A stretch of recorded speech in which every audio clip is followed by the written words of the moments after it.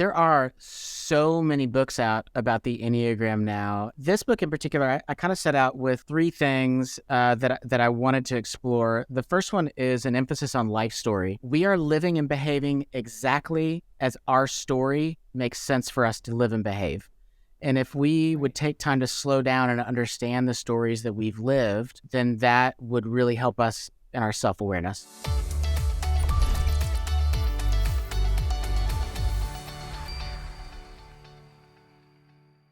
Hey everyone, well, we're excited to have Jesse Eubanks, the host of the Enneacast podcast and a certified Enneagram coach, as our guest today. And he's been named as one of the top 50 Christian artists and activists making an impact on culture in America.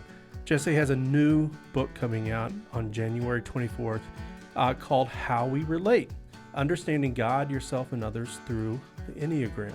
In this episode, we're going to be discussing Jesse's journey with the Enneagram, how it's helped him, and why he teaches it to others. We'll also be talking about his new book and how it can help readers discover more about themselves and their relationships through the lens of the Enneagram and the gospel, which is dear to Beth and I's heart. Yeah. So, hey, Jesse, it's great to see you.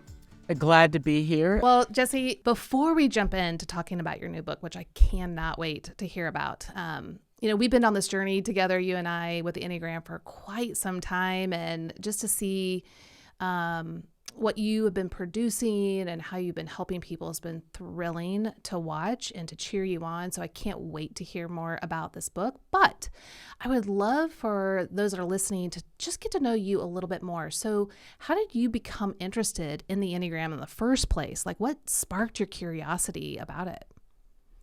Yeah, so I stumbled into it. I worked at a homeless shelter for 9 years, and around year 7, we as a staff found that we were spending our days telling our city's most vulnerable citizens all about the love of God. Jesus loves you. He has grace for you. He wants you to be a part of this loving family. And then when no people that were homeless were around, we all bickered and couldn't stand each other. So we're all fighting behind the scenes and all sorts of levels of like relational dysfunction. And these guys were brought in to coach us through all these relational dynamics, and they brought the Enneagram with them. And the first time that they put it in front of me, it was just like, it was just mind-blowing. I remember going home and feeling unnerved with how much it was seeing inside of me. And so just an incredible journey. And then what's also been interesting too, so this is like confession time. So for years and years and years, for a decade, I always identified as a type 4. And then in the process of writing this book, so I was writing this book and simultaneously was doing some counseling, and simultaneously some life circumstances shifted for me. And I began to realize a lot of the very acute pain that I had been carrying through life had begun to heal. And I realized, I don't know that authenticity is really the number one desire that I have in life.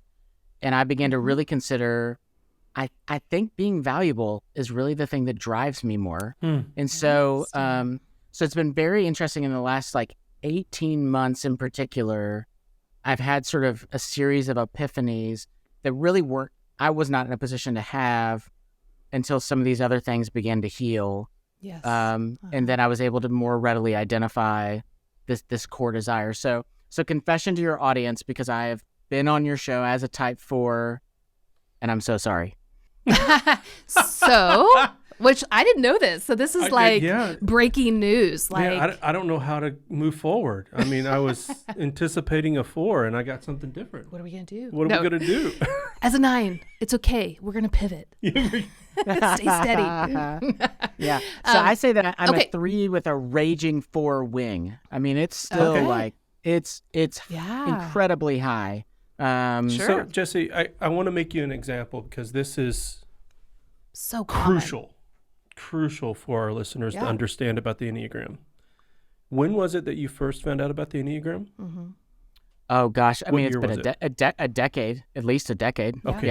Yeah. A decade of someone who has put all kinds of energy, study, interpretations, community, feedback, thinking that they were a certain type. Yeah. And then through counseling, doing your own work, you find out that you're something else, is not uncommon. Right. It is super common. Super common. I mean, we talked openly about I really, really, really, really wanted to be an 8. For 5 years, he was an 8. For 5 years. That was the safest number I could imagine to be. Now, you weren't thinking this is the safest Yeah, number. that's right. But it was like, yeah. And you were like, well, you've got to be. I think you're a 6. I'm like, no, you're a 6. Like get behind me, Satan. I know. Like, I will never be a 6. Read the description, Jeff. And he's like, but your mom's a 6, and I'm nothing like your mom, because my mom is like super phobic 6, and Jeff is super counterphobic 6. So they don't really outwardly look like each other. And I'm just sitting there going, but everything that I'm reading is you. But I'm like, of course I'm a 9, so I'm like, I just go along, like, okay, well, that's your journey, and So Jesse, what is that like for you? Like now, I mean, you joked and framed it as regards to confession, but I just want to say before he jumps in, Yeah. just for our listeners, like, so one of my teachers, Ginger Lapta-Bogda, Yep. she thought she was a 4, but Claudio Naranjo said, I think you're a 2. And Russ Hudson, I think, thought he was a 4, and he's a 5.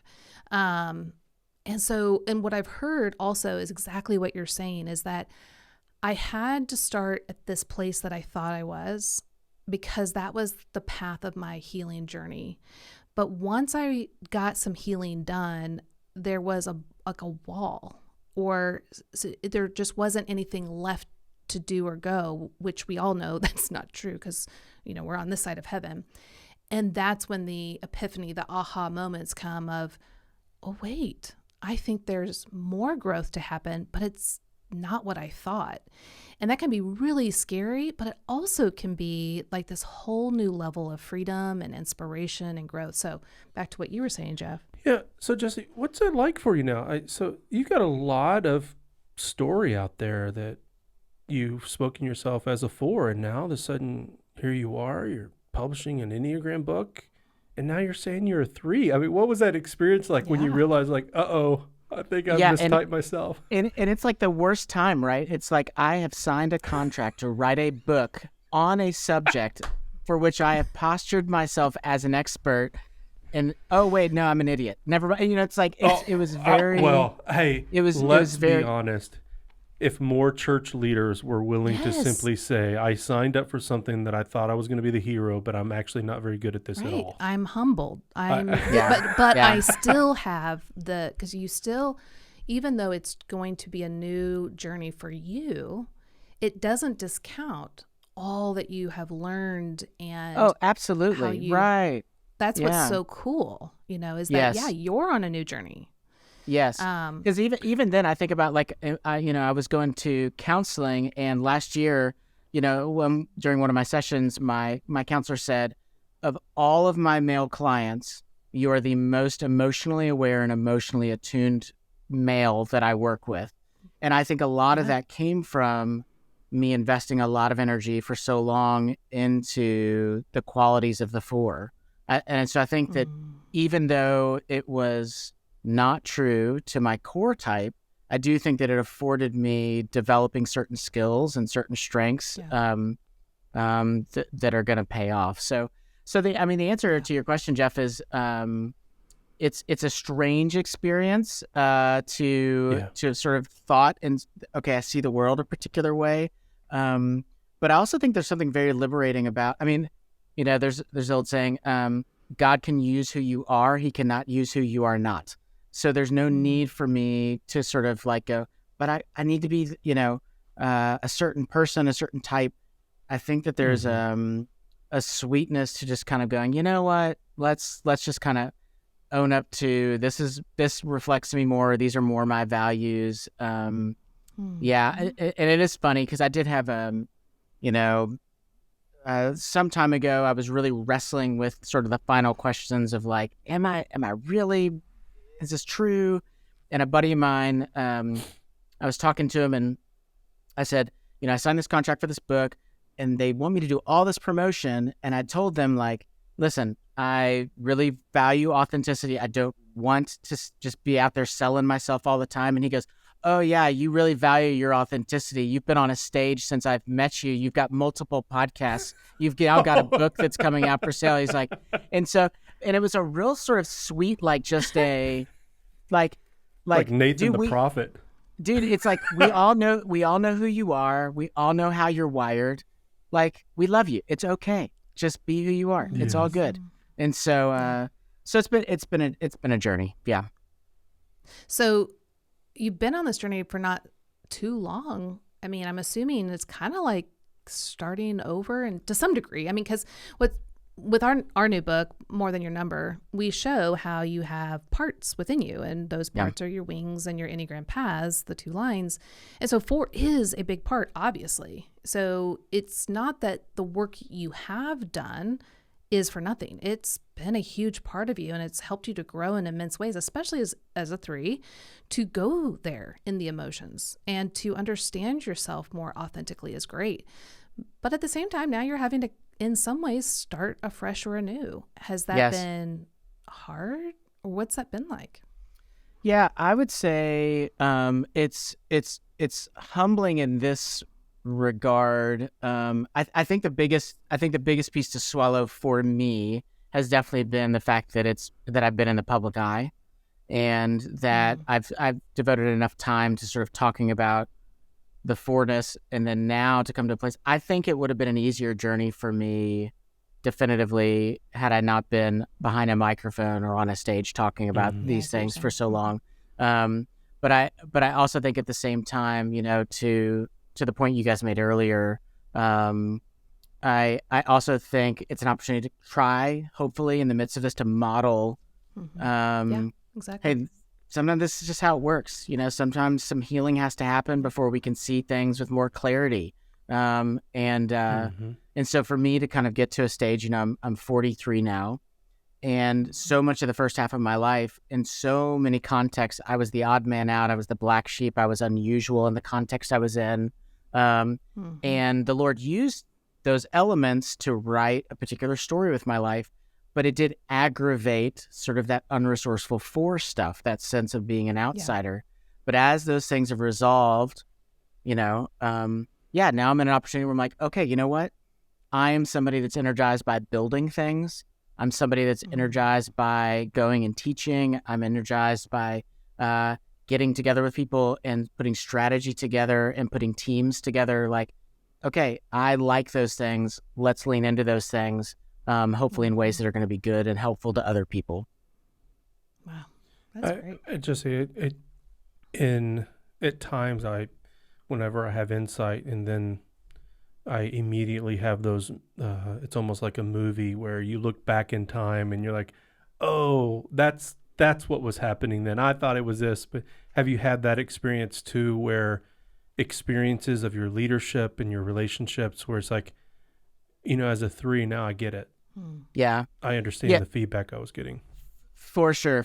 I mean, I could think of scenarios in which I was working under someone else's leadership who identified as a 4, and the conflict that I felt with their, what I perceived as moodiness.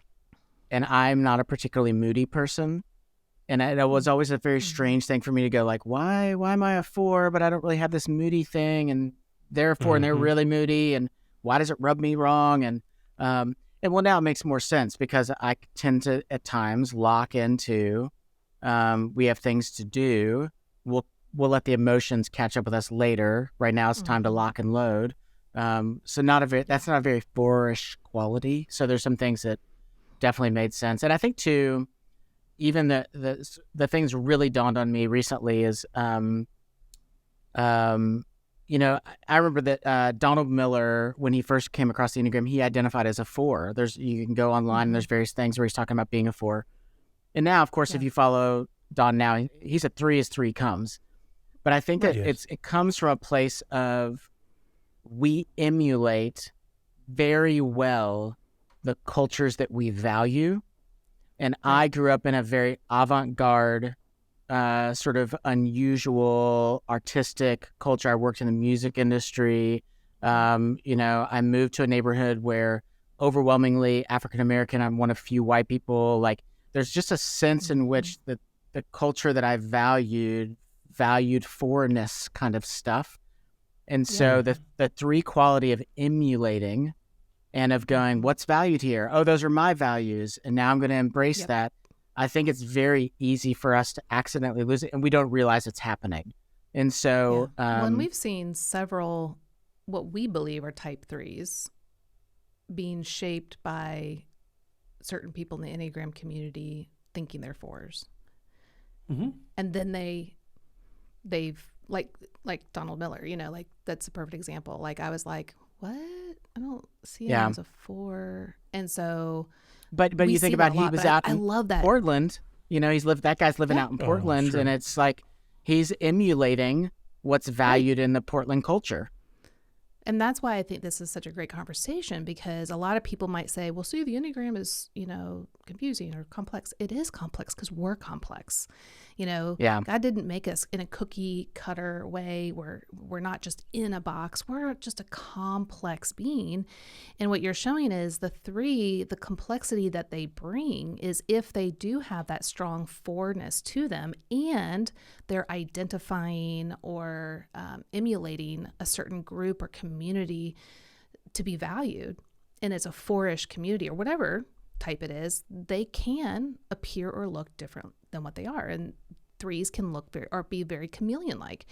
And again, it's not to try to harm or put on a mask because they're trying to not be seen. That is literally just the mechanism that's going on in the 3 to survive until they're aware and they can start to pull that mask off to be their authentic self. And what's so cool is that you're kind of going in the reverse way. So it'd be really interesting to see how God uses your situation to take what you've already learned and what you've already done with the Enneagram to a whole new level.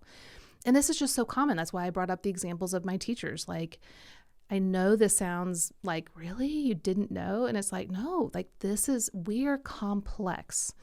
But the journey that God has us on is good. And it's the one that we need to be on right now, right where we're at, so that we can grow in who he's creating us to be.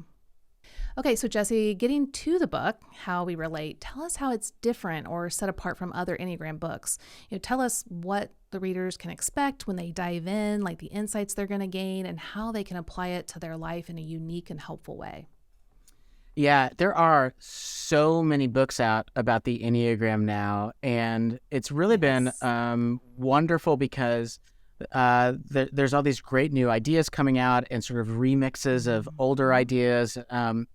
But this book in particular, I kind of set out with 3 things that I wanted to explore. The first one is an emphasis on life story. So a lot of times it's easy to read the Enneagram and sort of just look at sort of the fruit of the tree without really having any consideration for the roots. Like, where did all this come from? Yeah. So all of us as people, we are living and behaving exactly as our story makes sense for us to live and behave.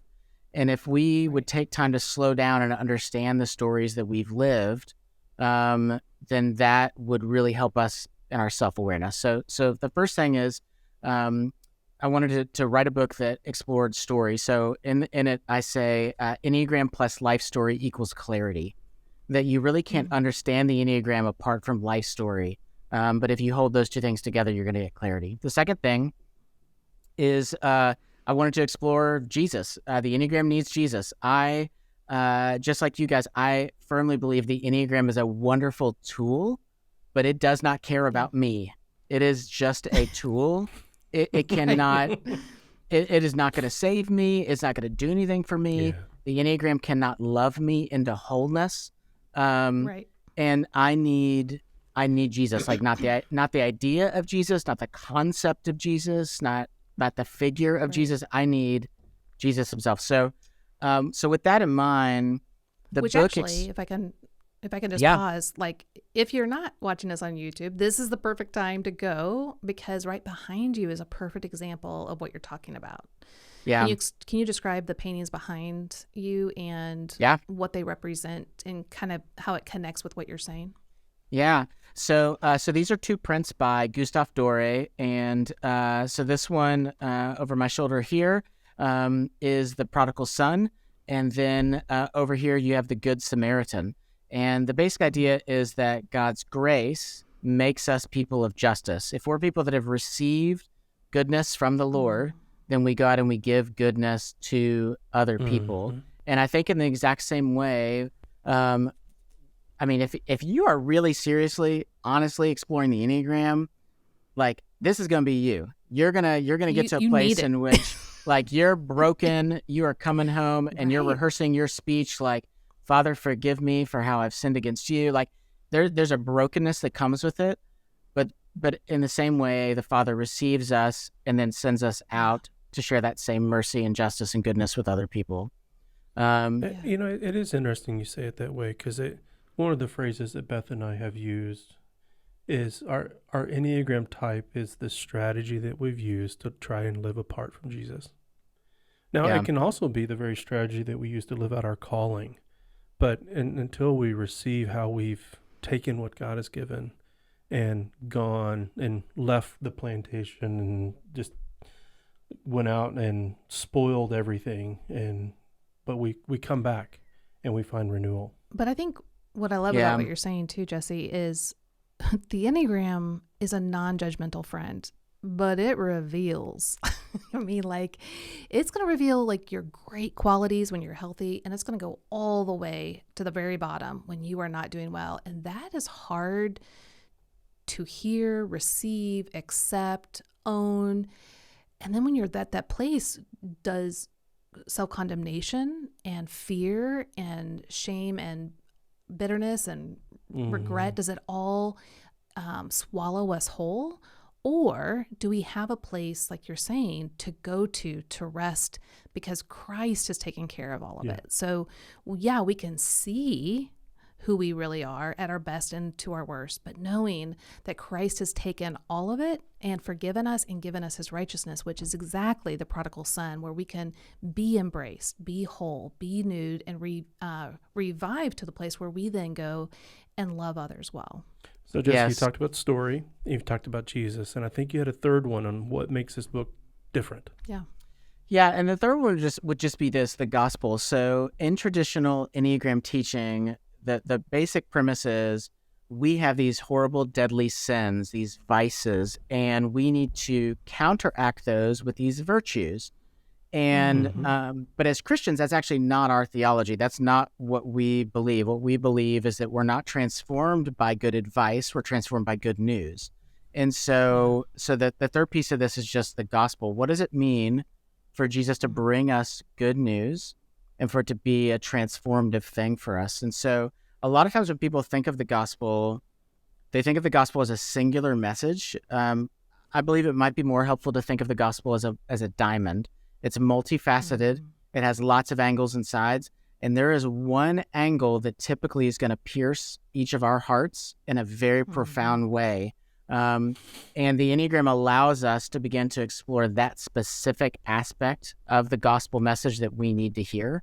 And so that third piece is the gospel itself. What does it mean to receive the good news from Jesus, so that then when we begin to try to live out of our true selves, we're doing it as a response to this good news, the good news that God loves us as we are, not as we should be. And what does it mean to live as disciples in response to this good news? Super, super cool. Yeah, I really appreciate that. It's so dear to our heart and our own approach to the Enneagram, and it's encouraging for other people to see the opportunity that a Christ-centered approach to the Enneagram can offer for people. And so we could not more fully support. Just head over, buy the book. Yes. You can get a whole new glimpse of who you are, who Jesus is, and what he's actually done for us in his life, death, and resurrection. So in each chapter, you break down each of the 9 unique Enneagram types. So can you share with us what readers will learn and experience through reading about their type in this book, and why they should, but in addition to that, why they should read all 9 types and what the benefits are of that? Yeah. So first off, I believe that we're all 9 types. So I know that like we use the shorthand, I'm a core this, or I'm a this, or I'm a this. But the truth Right. is that we have all 9 of these qualities. And even those that we don't have much of, I do believe the Lord wants to invite us to embrace more of each of the 9. Yes. That the abundant life Jesus is asking us to walk toward includes that. When somebody picks up the book, first off, they're going to encounter a lot of stories. So there's a lot of stories in the book. So if you're somebody that loves stories, you'll like that. There's also over 100 illustrations in the book. So if you're somebody that's highly visual, you like stuff that's going to be like a visual image that you can take with you to remember a concept, this is going to be for you as well.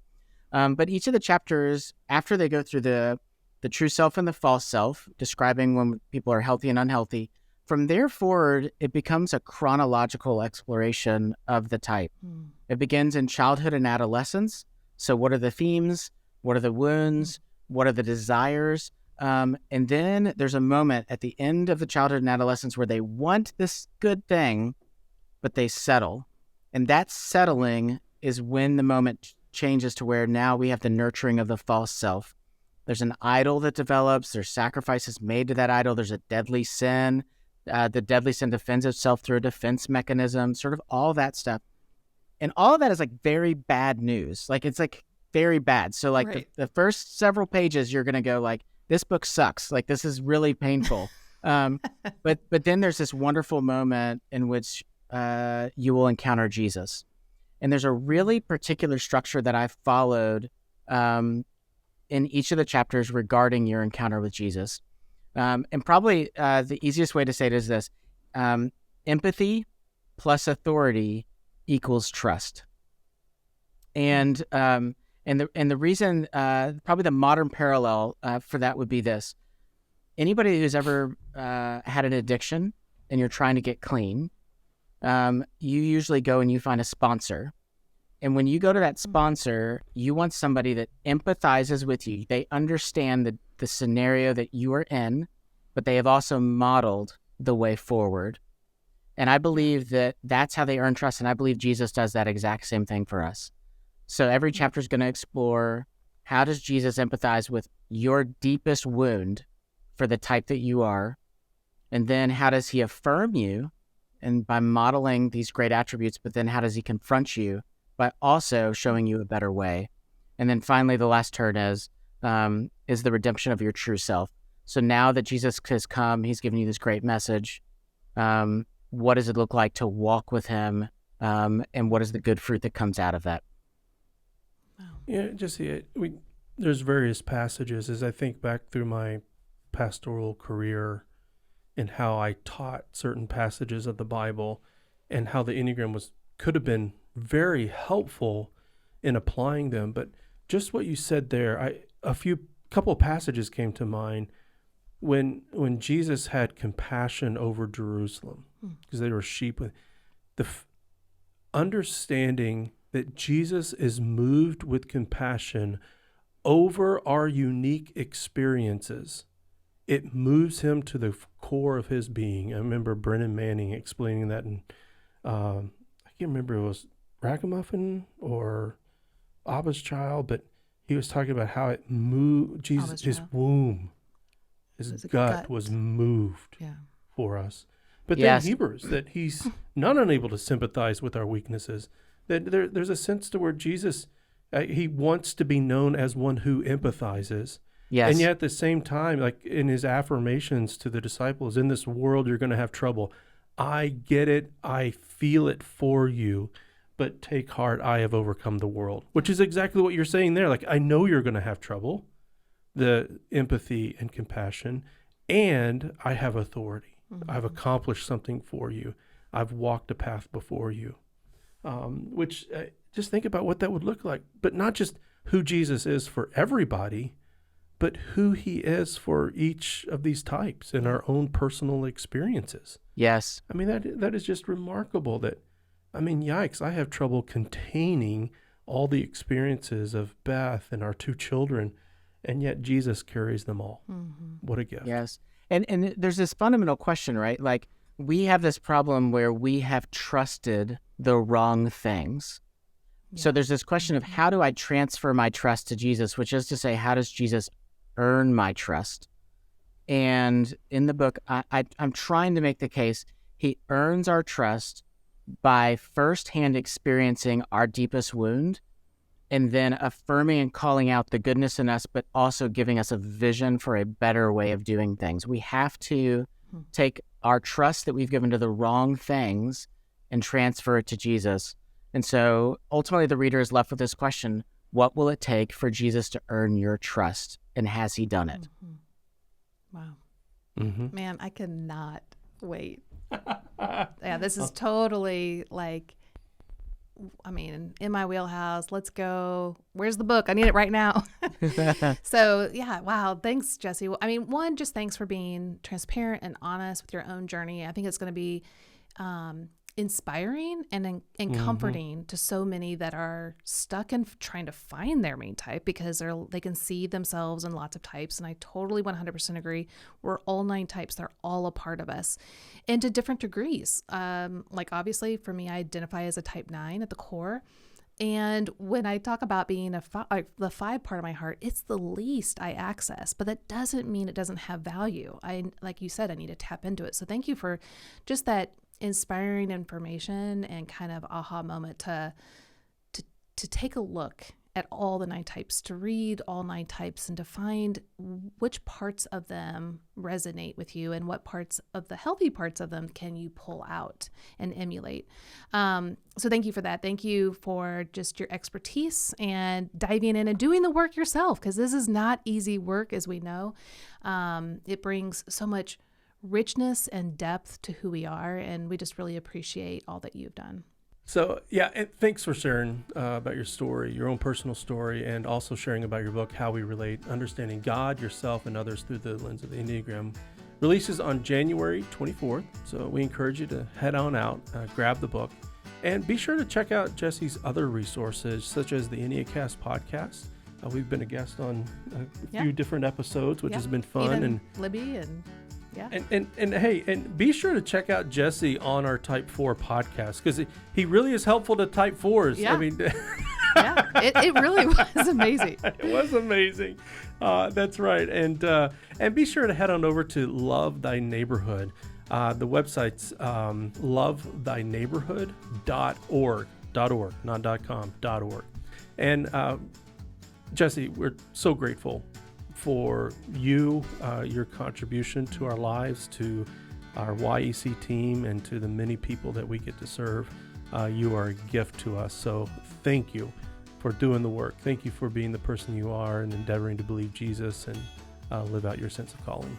Yeah. And for those of you that are listening, if you are interested in doing some deeper work yourself and you'd like someone to walk that journey with you, we have incredibly gifted certified Enneagram coaches where you can head over to myenneagramcoach.com, where you'll see a list of amazing coaches that you can choose from that fit you best. And join us next week as we talk to one of our certified Enneagram coaches. But as always, please remember that the Enneagram reveals your need for Jesus, not your need to work harder, because it's the gospel that transforms us. Thanks for joining us.